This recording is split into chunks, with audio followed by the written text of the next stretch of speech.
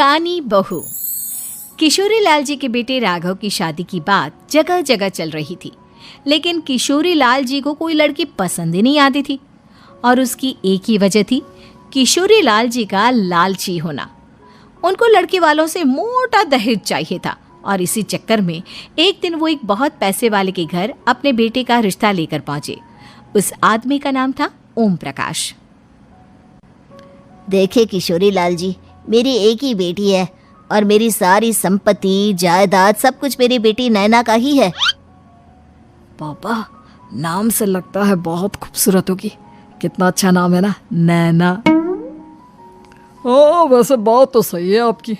अब इतना पैसा है, ज़मीन जायदाद है, इकलौती बेटी, आप भी क्या करेंगे? सब कुछ उसे ही देंगे ना। बिल्कुल ठीक पहचाना आपने। बस बेटी की शादी और सारी जायदाद उसके नाम। पापा, बिना देखे हाँ कर दीजिए ना। इतना अच्छा रिश्ता फिर कहाँ मिलेगा? माला माल हो जाएंगे हम। मैं अपनी बेटी को बुलाता हूँ। अरे नहीं नहीं नहीं नहीं, आपकी बेटी का नाम नैना है, सुनकर ही लगता है बहुत सुंदर होगी। रहने दीजिए अंकल, मैं तो आपकी बेटी के नाम से ही इतना खुश हो गया हूँ कि उसे बिना देखे शादी करने को तैयार हूँ। अब तो मैं उसका चेहरा सीधे शादी के बाद ही देखूंगा। और इस तरह राघव नैना का चेहरा नहीं देखता और उससे शादी कर लेता है। शादी के बाद अपनी सुहाग रात पर जब राघव नैना का घूंघट उठाकर देखता है तो नैना की आंखें बंद थी। कितने खूबसूरत हो तुम नैना, जरा अपनी आंखें खोलकर मेरी तरफ देखो तो सही। नहीं, मुझे शर्म आती है। अरे, मैंने तुम्हें शादी से पहले भी नहीं देखा, और अब अगर तुम आंखें खोलकर मुझे देखोगी भी नहीं तो मुझे अच्छा कैसे लगेगा? इससे पहले कि नैना अपनी आंखें खोलकर राघव की तरफ देखती, अचानक से लाइट चली गई और राघव नैना को पूरी तरह से देख भी नहीं पाया। अगली सुबह नैना राघव के लिए नाश्ता बनाकर लेकर आई। अरे ये क्या, आधा पराठा सेका हुआ है और आधा बिल्कुल कच्चा। ये तुमने क्या किया नैना? बहू, तुमने क्या आधा पराठा तवे से नीचे लटका कर रखा था, जो आधा सिका है और आधा कच्चा? मुझे जितना दिखेगा उतना ही तो सीखूंगी ना पापा जी।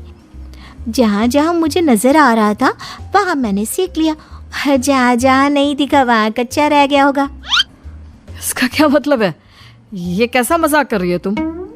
अरे बहू, तुमने इतना लंबा घूंघट क्यों लगाया हुआ है? देखो, हमारे घर में बहुओं को बेटी की तरह रखा जाता है, और फिर तुम तो इतना सारा माल लेकर आई हो। देखो, ये घूंघट डालकर रखने की कोई ज़रूरत नहीं है। हाँ नैना, पापा जी ठीक कह रहे हैं, तुम तो आराम से रहो, अपना ही घर समझो। नैना अचानक से अपना घूंघट उठा लेती है। अरे ये क्या पापा, नैना की तो एक आंख फूटी हुई है। नाम से नैना, लेकिन ये तो कानी बहू निकली। मेरे साथ धोखा हुआ है, धोखा। बिना दिखाए अपनी कानी लड़की मेरे संग ब्याह दी। मुझे कानी बीवी नहीं चाहिए। मुझे अभी ओम प्रकाश जी से बात करनी पड़ेगी। आखिर उन्होंने मेरे साथ ऐसा किया क्यों? अरे, आप लोगों ने ही तो पापा से कहा था कि आप लोग शादी से पहले मुझे देखना नहीं चाहते। अब मेरे पापा पर क्यों इल्जाम लगा रहे हैं? अरे लेकिन उन्हें बताना तो चाहिए था ना कि तुम कानी हो, एक आंख से तुम्हें दिखाई नहीं देता। किशोरी लाल और राघव नाराज होकर ओम प्रकाश को अपने घर बुलाते हैं। पापा जी, ये आपने क्या किया? शादी से पहले बताया क्यों नहीं कि नैना की आंखों में परेशानी है? अरे, आप ही ने तो लड़की देखने से मना कर दिया था। और लेकिन आप बता तो सकते थे। आपको तो हमारी बेटी की प्रॉपर्टी चाहिए थी, वो भी पूरी की पूरी।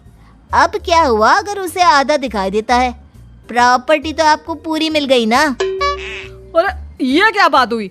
मेरी शादी प्रॉपर्टी से नहीं, आपकी बेटी से हुई है। अब ये तो पहले सोचना चाहिए था, तब तो मेरी प्रॉपर्टी देखकर तुम्हारी जुबान लप लपा रही थी। लेकिन मैं कानी लड़की को अपनी बीवी बनाकर नहीं रख सकता। पापा, कुछ करिए ना आप। हाँ, करता हूँ।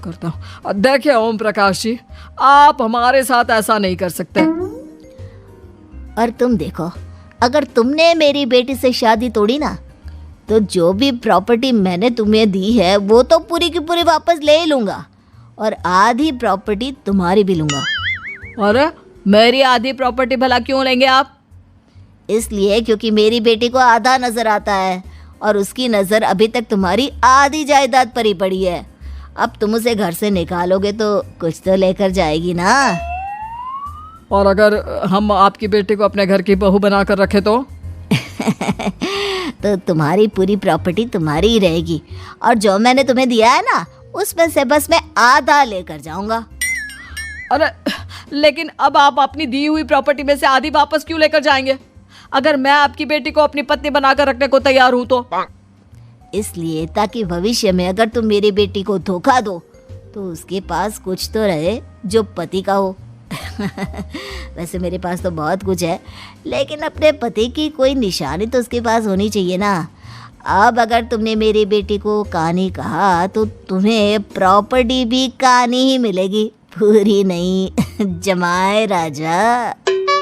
किशोरी लाल और राघव समझ चुके थे कि वो बुरी तरह फंस चुके हैं और अब उनके पास वहां से निकलने का कोई चारा नहीं है। अब समझ में आया ना, लालच बुरी बला होती है। एक तो तुम्हें प्रॉपर्टी मिली, ऊपर से बीवी मिली, उसमें तुम्हें नखरे भी दिखाने हैं। आए बड़े, चुपचाप बैठो दोनों। कुछ दिनों के बाद नैना राघव की कार लेकर बाजार घूमने निकलती है और जब कार लेकर वापस आती है, ये क्या? एक तरफ से मेरी गाड़ी पूरी खराब हो चुकी है। लगता है तुमने मेरी गाड़ी को किसी दूसरी गाड़ी के साथ एक्सीडेंट किया है। अरे अरे कितना बड़ा नुकसान कर दिया तुमने बहू। वो क्या है ना पापा जी, मुझे एक आंख से दिखाई नहीं दे रहा था, सामने से गाड़ी आ रही थी। मुझे तो सिर्फ आधा ही दिखाई दिया और वो गाड़ी मेरी कार से रगड़ते हुए निकल गई। अब मैं क्या करूं बताओ? आप इसे ठीक कराने के पैसे कौन देगा? तुम्हारे पापा। तुमने मुझसे इस तरह से बात की? अभी रुको। नैना राघव की शिकायत ओम प्रकाश को कर देती है। देखो राघव, अब जो मेरी आधी प्रॉपर्टी तुम्हारे पास थी ना, उसमें से आधी और मैं लेकर जाऊंगा, क्योंकि तुमने मेरी बेटी को डांटा। अरे नहीं नहीं पापा जी, गलती हो गई, माफ कर दो। गलती की तो कोई गुंजाइश ही नहीं। अगली बार मेरी बेटी को डांटा तो बची हुई आधी में से आधी और ले जाऊंगा। लालच के चक्कर में हम दोनों ने बहुत बड़ी गलती कर दी बेटा। एक तो तुम्हें कानी बहू मिली और ऊपर से जो माल मिला वो भी काना। इस तरह राघव की हर एक गलती पर ओम प्रकाश उसकी प्रॉपर्टी का आधा आधा हिस्सा लेकर अपना सारा माल वापस ले गया और राघव को कानी बीवी से काम चलाना पड़ा।